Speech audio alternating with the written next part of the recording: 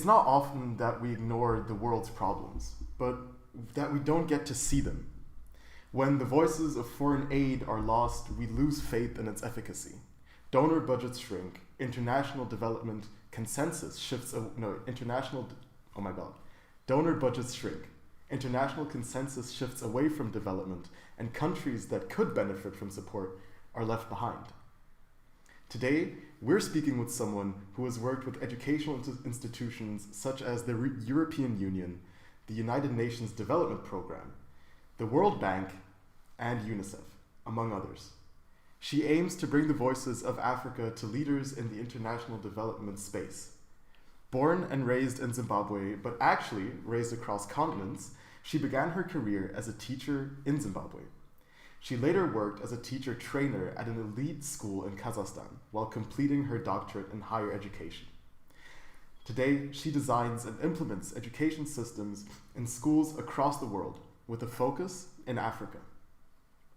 She has been a massive influence in my life, guiding my values, shaping how I see the world, and influencing how I think about service and systems. She is my mother. Today, we're exploring how the voices of international development workers are lost in the sea of the social media landscape. The world spends billions on development, yet online we barely know these people exist. So today, we're unpacking the structural gap between impact and attention. What stands between high impact development leaders and digital visibility?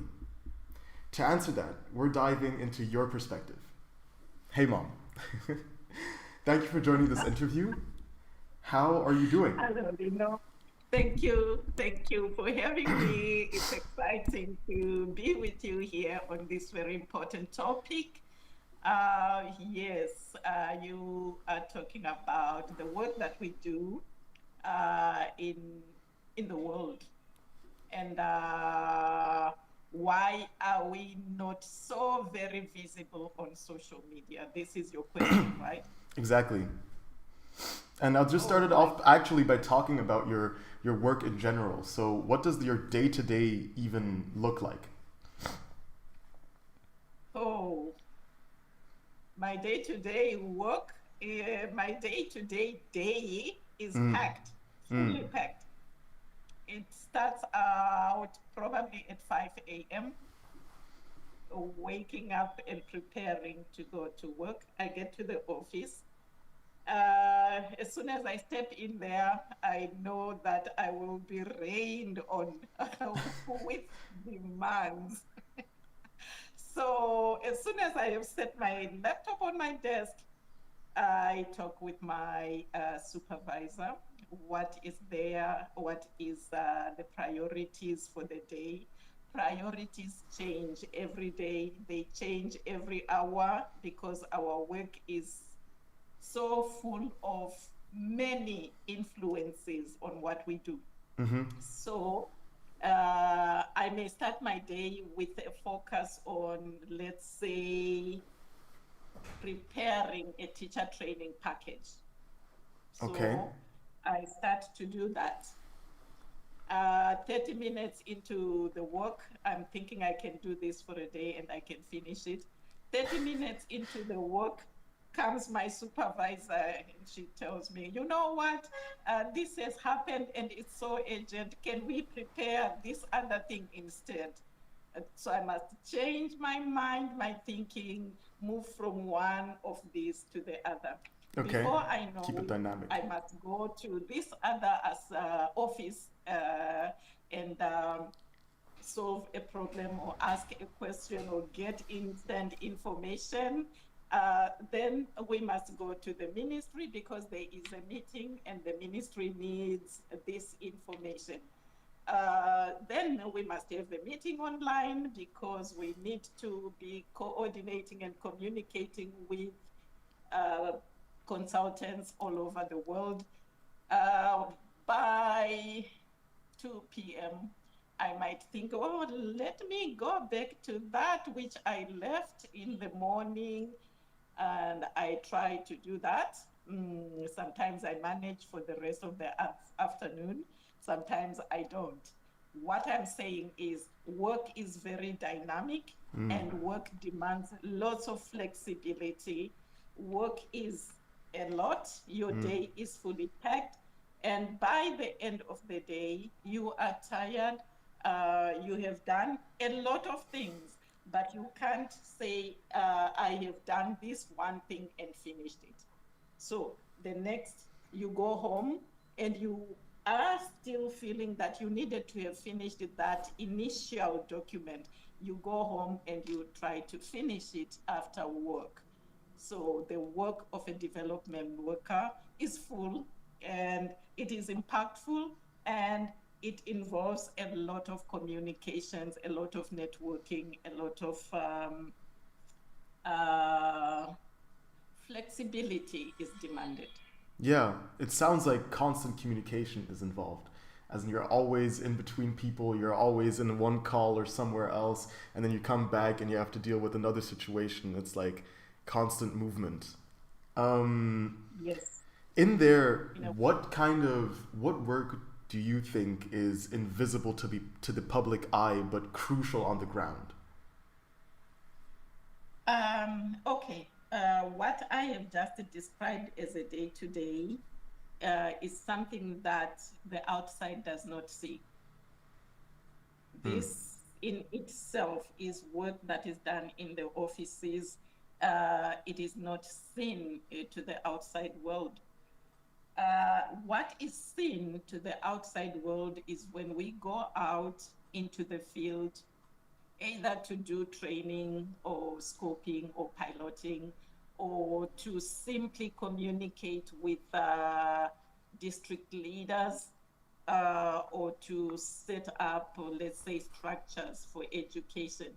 This is what is seen outside the office. And that work that we do outside, it is where the impact is seen, but we don't see the preparation for the impact. Yeah, it's kind of like the whole, you see the product but you barely see the process, right? You never see you only see That the is true. events and not the actual, calloused hands behind the work. That is true. That is true. But I think it is also the same in most other work situations. The work that's done in the offices is in a way hidden behind the walls of the offices. It is the impact outside or the product. Let's talk about those who produce detergents. The work that is done in the offices and the factories, we hardly see. We will see the product in our shops and we buy, we see them in our homes and our households, but we have no idea what went on in the background, in behind the scenes. Yeah, And that which is behind the scenes is a lot because it determines the product. definitely, definitely. Mm, then if we're talking about, the international development space, then how come is it that such few high impact development leaders are building any public presence? Like Can you say that again? How come that this work that is done behind? like your I don't. work I your didn't. work no problem, your work is highly relevant. It changes lives and impacts lives, right? And I mean, making Yes. detergents very much is the same, as in that it does impact massive, like huge amounts of people, and without detergents there'd be a lot more viruses around. Your work is a lot more active, a lot more communicative, a lot more human. And the question there is, so in this highly relevant space, how come so few leaders build a public presence online? Is it something about Oh, is it a matter of choice? Is it a matter of culture? Is there like some kind of structural constraint, right? okay. You are looking for why don't we have individual people on the public space? Uh, Social media, for example, you are talking Yeah. about. Why don't we have these people on Facebook, on Twitter, On interviews, you know what I mean? On just on the on interviews and things like this, or on international interviews. That's what you are asking. exactly. Like, Yeah. is it something about the Yes. nature of the of development work that makes it difficult to communicate in short form media, or is it the culture that surrounds the work? What are the right like between Constraints. Okay. yeah. I hear you. Now I hear you. Let me give you as much of it as I can, uh, and see if this answers your question. First of all, the very nature of development work, right?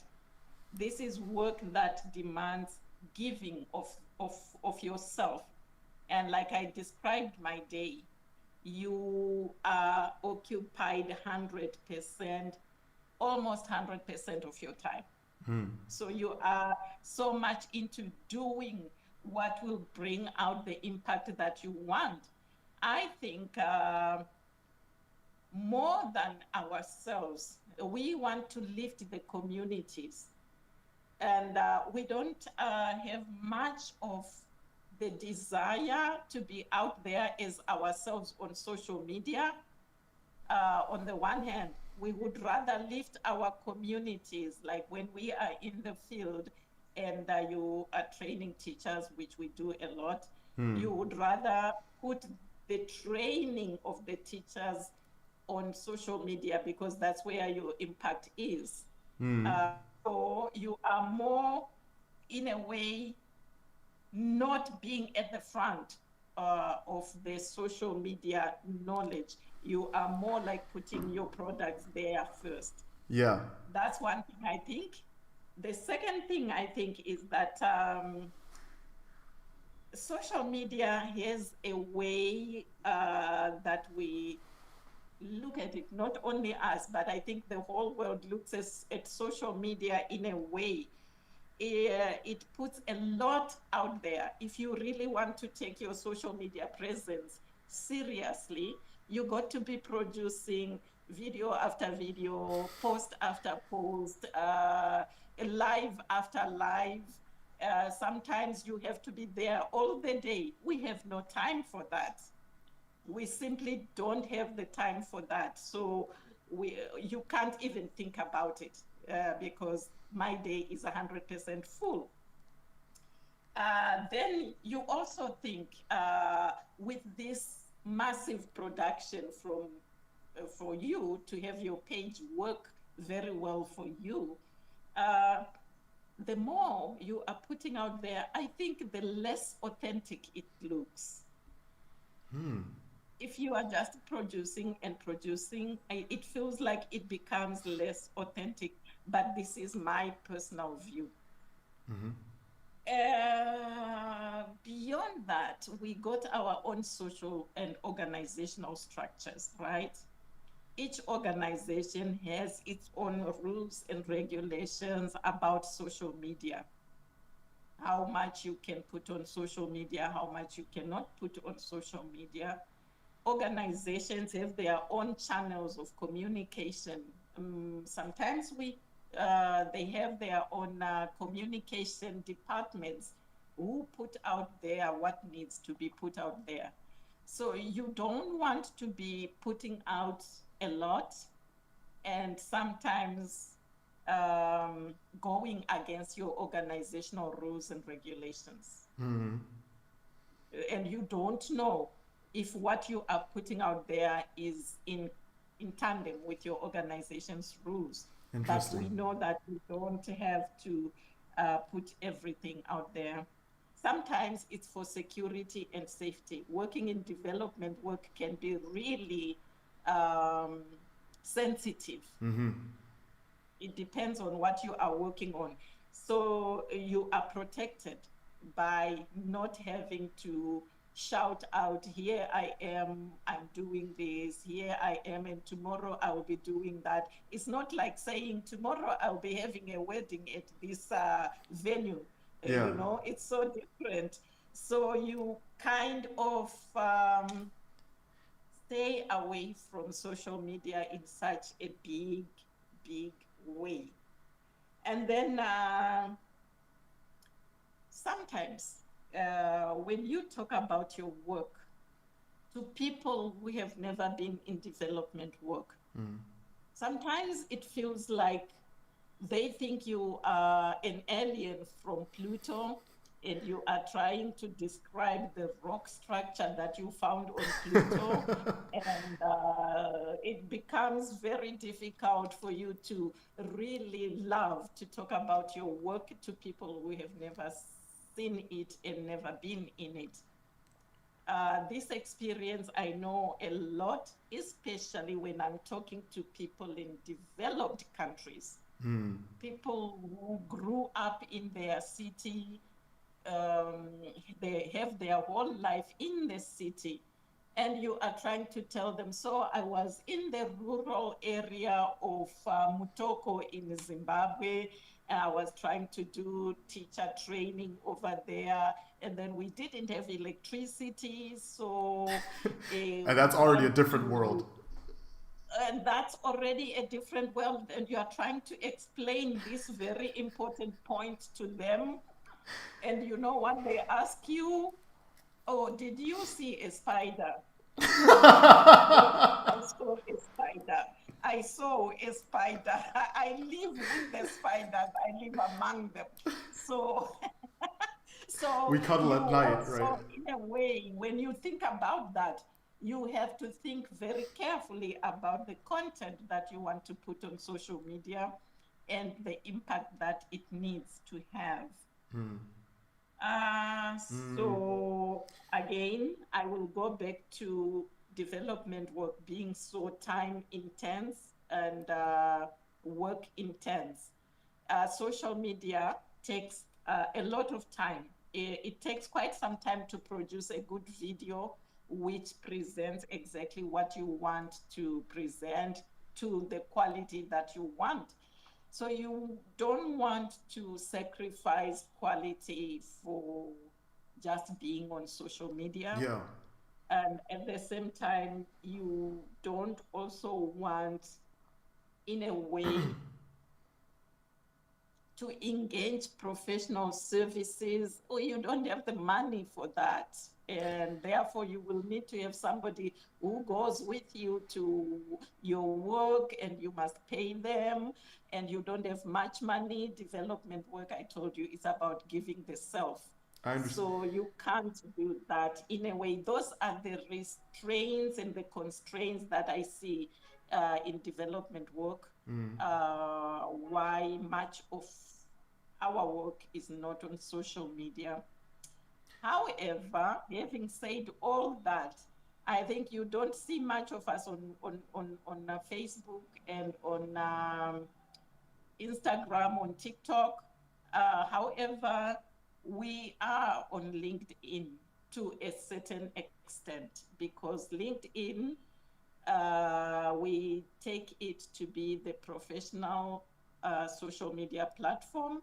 So we put quite some stuff with all these restrictions that I have talked about on LinkedIn. Did I answer your question? Yes, in a very multifaceted approach. I think the most interesting parts to me, or kind of what really caught my eye, was something you said. It was your second point, I believe. We go there, and what we want to do is do this selfless work for people, right? So the point of our work isn't to present ourselves. The point is to go out and help or support the world, right? And so it makes so much sense that a platform like social media, which is perceived as so self-representative, as in like where you go out and you're supposed to show yourself, is then kind of counteracted or opposite to the approach of going out and trying to help the world. On the other hand, I hear I go outside and I want to talk with people, or I want to, present my work. And there's this massive divide, this disconnect when I try to combine my world with theirs and with the Western world, right, with the developed world. And so what I do here is still the need or the want, as I believe all humans, like the want to be recognized with your work, right? Not necessarily for your work, but together with your work. Right. So we go out and of course we want to talk about what happens. We also want to educate people about what happens. Right. And Yes, we do. and especially the people in developed countries, they are the ones who with whom that bridge should be created the most, as they are the ones with the, funds. They're the ones that kind of influence whether these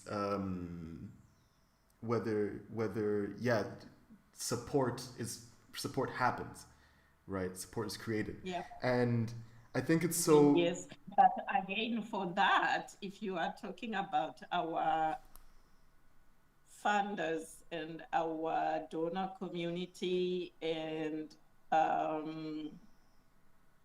the philanthropists out there, there are channels of reporting to them.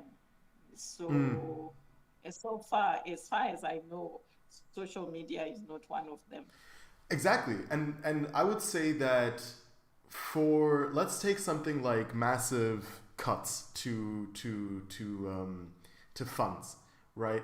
I believe if there was an international consensus that the relevance to development aid is essential, if that consensus existed, then something like cuts to international aid wouldn't happen, couldn't happen, because there would be massive feedback from the community, from whole countries or continents, that isn't okay.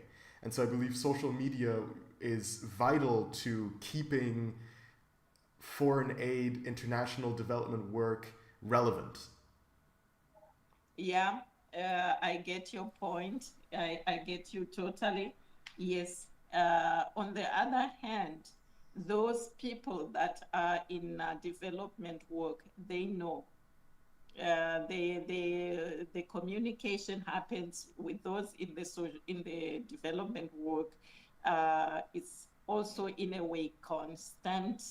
Like I said, we have our channels of talking and communicating within the structures of our organization. So it is very well communicated.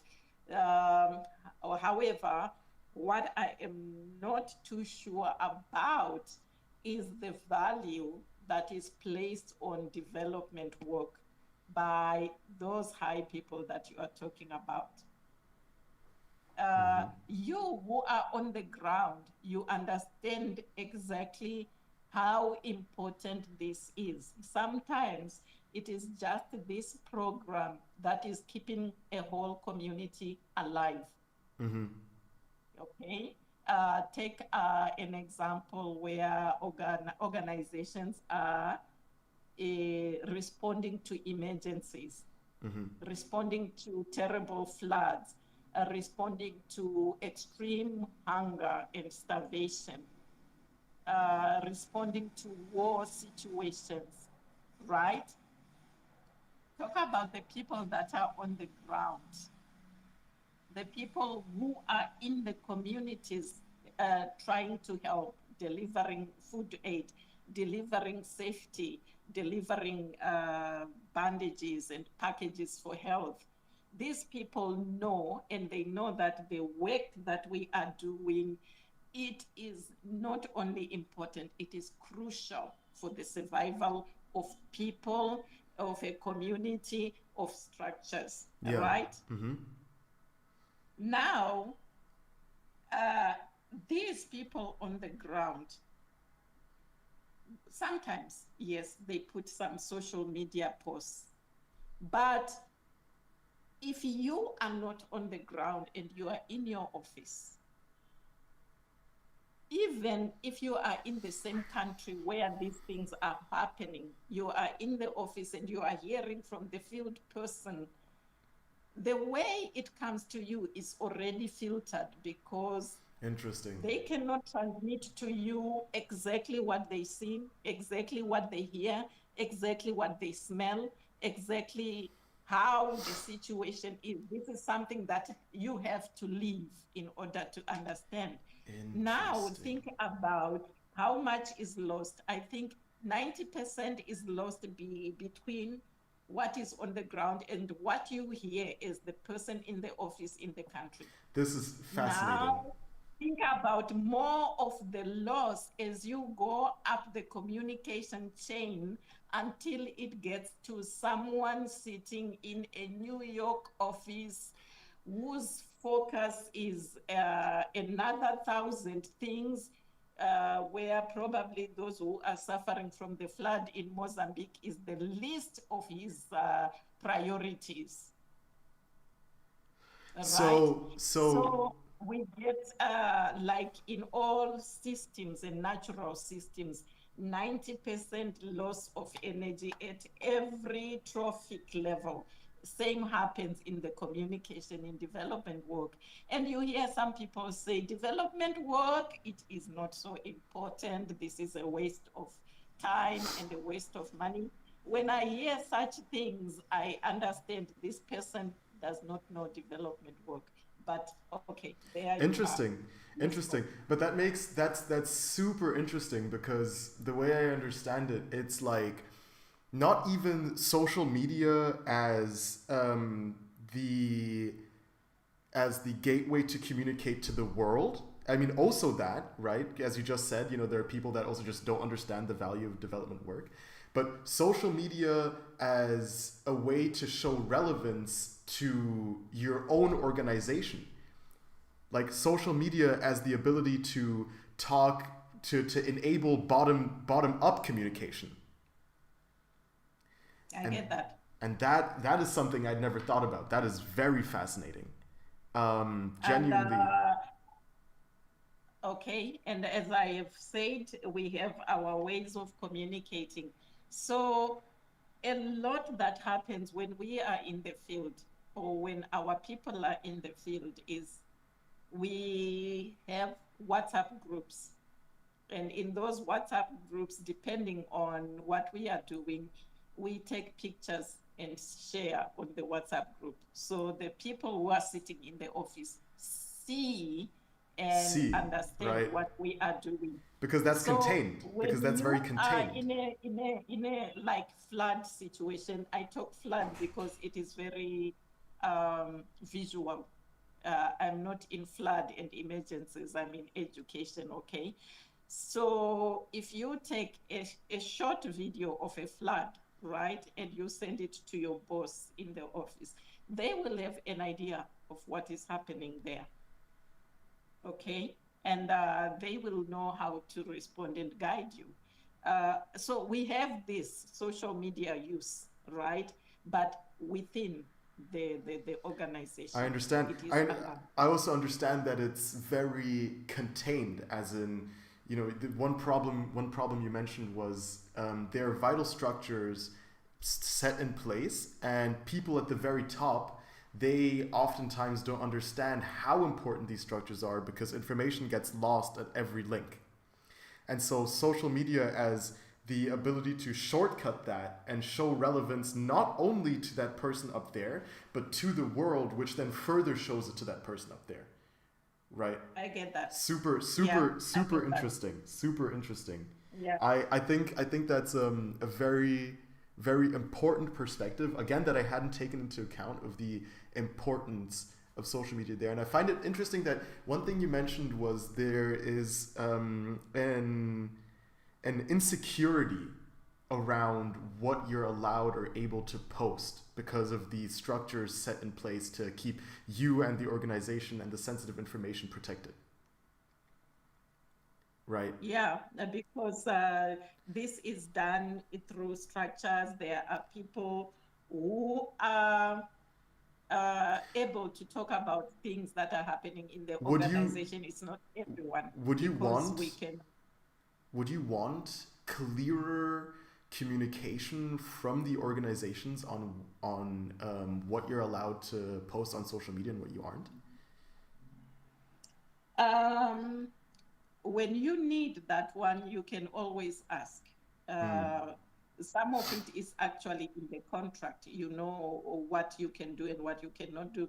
But if you are now wanting to go beyond what the contract says, you can always talk with your superiors and find out if this is something you can talk about, or is this something you can't talk about? It has to be talked about by this other person in the communication Do you chain. do you think posting or creating valuable thought through content should be incentivized more? Can you ask that again? Do I think creating content? Right. Do you think creating valuable content, as in also high quality content, should be incentivized more? I could ask the question like, do you You mean believe for the organization? You are talking about the organization? for the organization, right, for the people of the organization as well, for the For relevant people? individuals on the one hand and for the organization. Yes, more so the individuals than the organizations for now.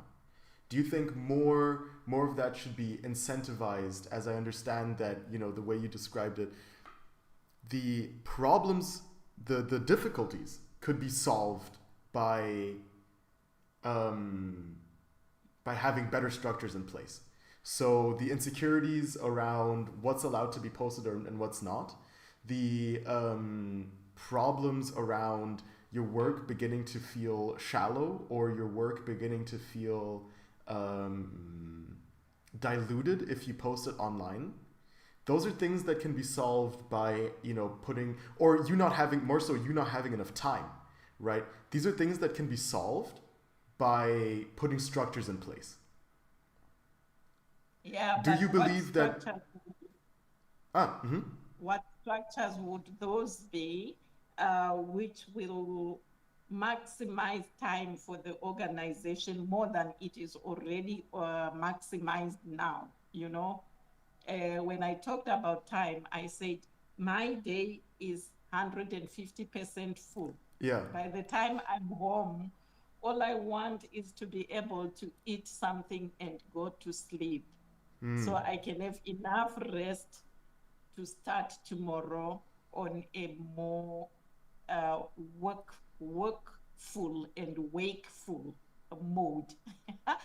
So if I want to put more things on social media, uh, I must work out for myself. It should be done at the weekend. It should be done after hours, but after hours, you are so tired.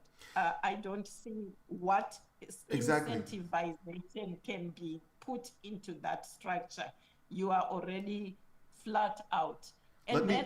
then you ask yourself, let me tell you, when I come home and I want to kind of put like a summary of my day on my social media, I ask myself, is it more important for me to put that information on social media now than it is for me to sleep and get a rest and take care of myself?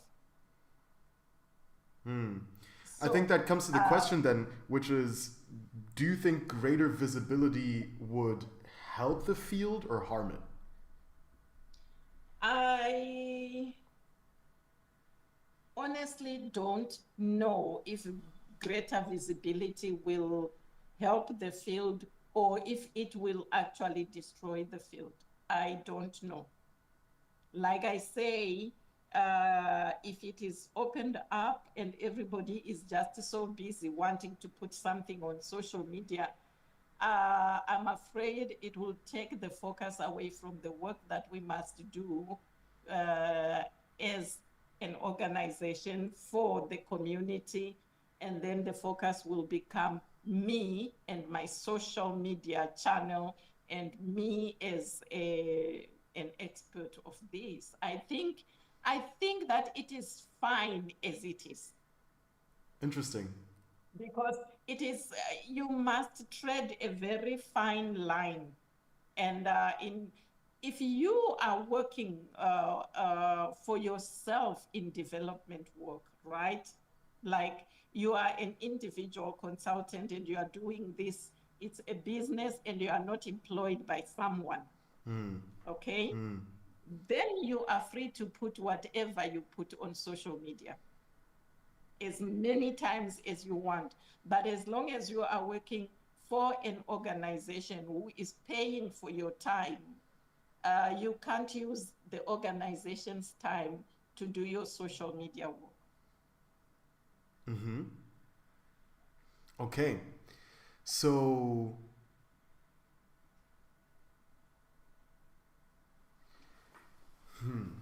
you,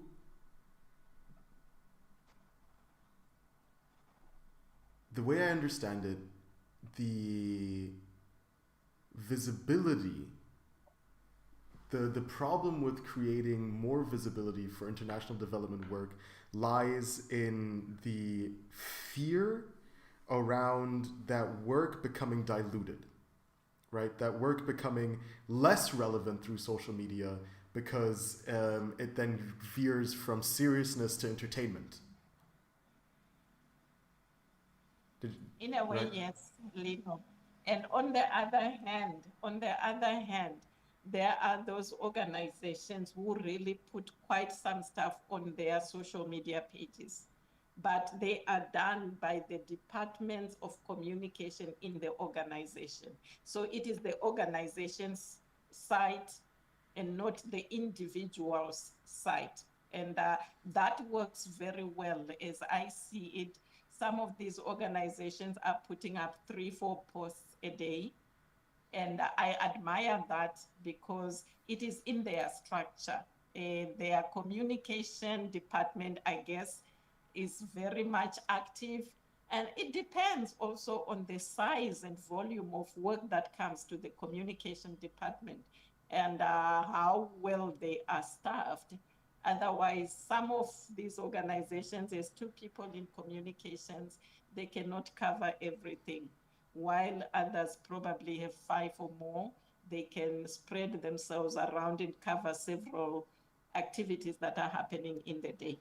So you see, every organization with its own structure, and in the end, With as long as the work that we are doing gets out there one way or the other, you know, mm-hmm. probably not necessarily through social media, but let's say reasonable social media with the structures that we use, emails, reports, conference calls, monitoring and evaluation, all these happen as a way of communicating what's happening in the organization. The social media space is really now taking it out to everybody. And I hear what you are saying. It's important because some people just don't know what is happening in development work. But I think that the way it is at the moment, in a way, suffices the work that we do. However, your point, very important. Work is going digital, communication is going viral in a Yeah, way. And do you think development work will benefit from viral posts on social media? Hey, it's um, it's I under like I mean more so. How do you imagine that these structures set in place to be future proof when most of all of the attention nowadays is moving away from those traditional structures you talked about, even those traditional digital structures you talked about, right? Email and WhatsApp messages and all of that. The huge amount of attention across the world, especially as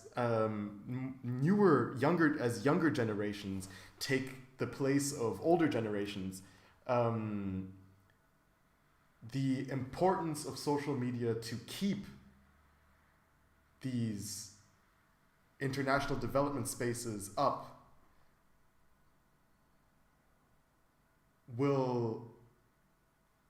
the importance of social media will only continue to increase for international development spaces as younger generations take the place of older generations. That's where I see the inherent need for social media to become a core strategy, not only of the companies, or even for the companies, but also for the people behind those companies. Okay. To educate people behind about the work that's being done. And I understand basically to say, currently the visibility we have, it suffices. That's what you said, right? It suffices for what it is now. The way I see it, it'll continue to decrease as time passes. And that means that what will happen is what we see now, right? Where in America, even the possibility to just cut all of those funds is there, right? The possibility, because then there's no massive drawbacks to it, and that can only continue as social media stays where it is now for those international development spaces. In which case, I will say the way to go forward, we will take those organizations I talked about, the ones who are at the moment able to post 4 posts, 5 posts about their work in the day, and make this as the model and grow this so that the communications departments of the organizations put more out there. They work to enhance the image of the work that is done in development work. I wouldn't want to go as far as to viralize development work for every individual in the organization. I wouldn't go that far, because that will be an explosion and we will not be able to manage what is being said and what is not being said, whether it is okay to say this or not. It will need yet another department that checks whether what you want to post is okay. This will be, I think, in the end, chaotic. Might that not be the most important? Might that not be the most important channel that that organization could have for its future? We can think about it and look into the future. Again, I personally am afraid. I'm afraid when we open up these channels. It's just like in your family, Lino. In our family, if we say you can talk about anything and everything on social media, go as viral as possible, I think we can begin to see things that we never wanted to see about our own children on social media. So where is the privacy then in the end? We have privacy which protects us as individuals and as humans. Yeah. Now, if we open up all this, we are taking away privacy as an important aspect of life. And we are saying post anything, everything, whatever, whenever. You might just as well wear a live camera every moment of your life and broadcast live. I don't know if this is the direction the world is going, and if we want to go there, I don't know if it will be more productive for the world, or if it will simply increase consumerism of social media content at the expense of the real work on the ground. Interesting. Yeah, what I hear repeatedly is the fear of work becoming diluted through social media and not the relevance of that work being strengthened, right? So it's the fear that if we make people post more, then it'll become less about the work, more about the people. It'll become less serious and more fun. It'll become less important and more entertaining, right? And I think that's what social media is about, entertainment. okay, that is very interesting. Yeah. Let people consume my content, and the more people consume my content, the more popular I become. Probably the more money I can make.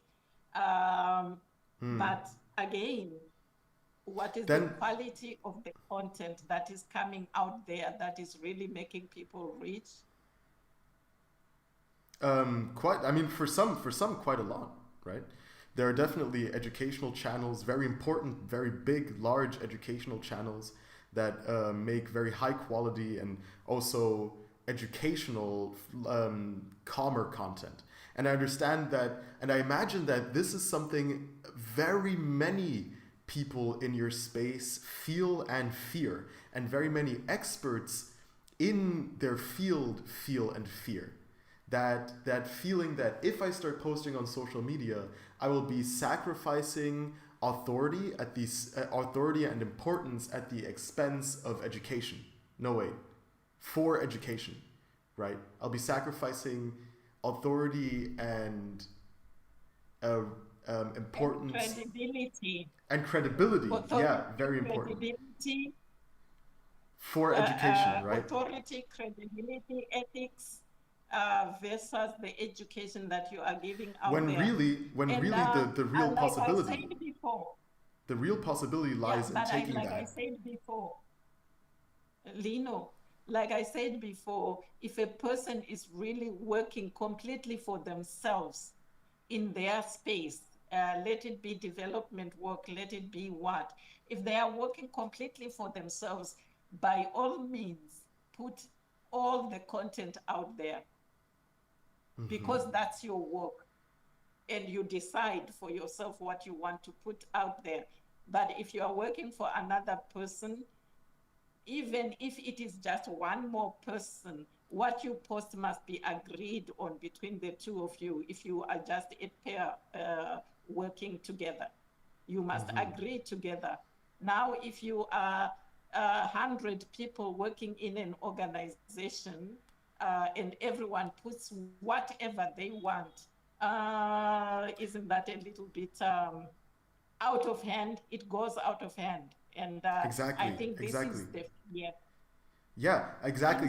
That's I absolutely agree. I absolutely agree that it shouldn't be uncontrolled, right? I think I see it as extremely important that more is posted, especially for the people, for the individual workers, to increase the relevance of their work, right? To show the relevance of their work. I do believe, on the other hand, not everyone should just post out of the blue. And that's why I believe there should be more incentives to help these relevant people in those organizational structures to post online, right? There should be more taught about how do you post without losing credibility? How do you make high quality posts, right? There should be, and I think this is where we come together, right? Is to say, posting isn't bad. Posting is actually, or making content is actually quite important and good. But what is bad is sacrificing authenticity, credibility, importance for visibility. Exactly. We don't want to sacrifice that. Right. And that's, I think, the core point that all of this really revolves around. And I think all of this really revolves around also for all the experts in your space, right? For everyone, for all your peers, is what I hear is we want to talk about what we do. We want to bring our work out there. We want to educate people about it, but we don't want to lose importance. We don't want to sacrifice. We don't want to lose authenticity in how close this is to us, right? That Yeah. this is actually important to us, and social media feels so fake or so distant. And so, in an optimal sense, right? In an optimal sense, I would be able to, on my channel, transfer how important this is, not just to the world, but to me, to the person watching. And that brings me to kind of actually, I think that's a beautiful ending to this. I think that's a beautiful ending to I this. agree. Right? Good. Wow. I mean, wild, right? I think this was a beautiful conversation. I really loved this. I think it was incredible how we came back together, and those insights of yours really brought that whole image together. I think we got a really wide view of the importance, the struggles, the problems, and the positives of social media for that work and for the individual.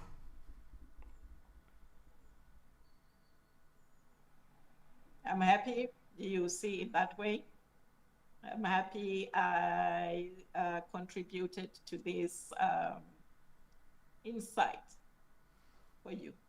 Even Very for well. me as well, because I had to look at it differently and in a way change my mind a bit about some things, learned a little bit more, especially looking at the future communication of the world, especially there where you said the younger generation is taking over more of the roles, and the younger generation is social media crazy. So there is no way you can want to stay in your cocoon, in your box, and say, I don't do social media.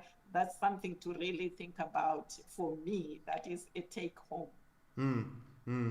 Yeah, I mean, I appreciate that. I'll definitely be thinking a lot about all of those struggles that lie there. You know what I mean? Those struggles of inauthenticity and losing credibility. I think there's a real way, a really valuable way to keep authenticity in your work and present it online. But that has to be found and created. All right, Mom, Philippa, Mom, Dr. Phil Schleri, Mom. Lino, Lindilo, Rufaro,